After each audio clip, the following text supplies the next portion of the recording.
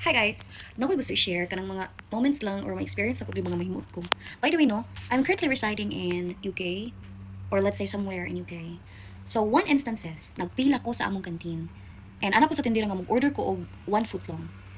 Wala siya kaila. Like legit wala siya kaila. And ko nga, foot long please. Wala siya kaila girl. Wala na ako nag-order. And later, nasayran ako nga ang tawag din nila sa foot long. They prefer calling it sandwich. Girl, ang sandwich sa ato kay di ba katuman ang loaf bread nga palangan nga it's either peanut or mayonnaise, di mo? Or mostly pod sa mga tao they call it hot dog. It's already a combination of sausage and katong bun nga taas, tong pan nga taas pa, tong pang footlong. Oh, unya, bago pa sad ko ato diri.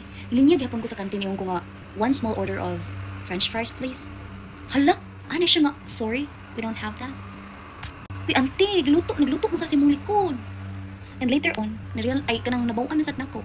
They don't call it french fries, but rather chips. Kinsay makabalo nga chips to. Akong nabawan nga chips, banana chips lang. Ana lang. Or kanang mga junk food. Anong nabawan chips.